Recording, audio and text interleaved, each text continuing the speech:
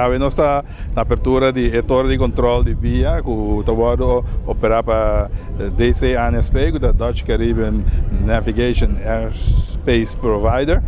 Então, é torre que nós portamos muito orgulhoso de ter aqui na Bonaire, e nós acabamos de mirar com bonito, com bom, sofisticado torre, tá? E nós está querendo que o torre que seguro dona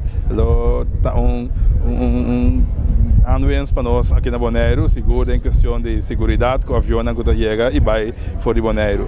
Eu quero agora que neste edifício que está símbolo de Flamengo, que nós estamos tendo torno bem agora que nós temos um Flamengo novo, somente esse Flamengo é uma maneira de subir agora aqui, depois de parar mais de 40 anos, arriba 2 pés, agora que ele ainda não tem que mais adelante. Que está aqui, eu me quero felicitar tanto BIA como DC ANSP, que é edifício novo aqui, e esperando desenhando classe de êxito no futuro também. E seguro greita para mais avião de Bonaire, mais embarcado de governo, mais desenvolvimento para o povo. Essa é a dimensão, Samir, essa é a intenção também para nós sermos isla duradeiramente e também seguro para todo mundo que está nós. Junto com o Sr. Pablo Jameson, deputado candidato público Bonaire, Sr. Pronto bem, pueblo de Bonaire, uma abertura de torre de controle novo para a isla de Bonaire, que cumpre todo requerimento do que a regra mundial está prescrita.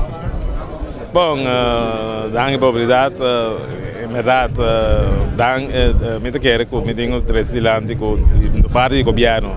Nós estamos somente contentes com o torno aqui, maneira que se trazer adiante, da qual toda a regra na missa moderna que tem. E nós estamos somente contentes também com tudo o qual tem um momento aqui, com a passagem rondou de torno aqui, com nós bisa que está trabalhando duro com bisa algum ano atrás e a pode cristalizar de bonito projeto para Bonaire. Esse aqui é um estímulo para o governo também, Sr. Pronto bisa. O trabalho para mais airlift, mais avião, pisa suela bonaireano?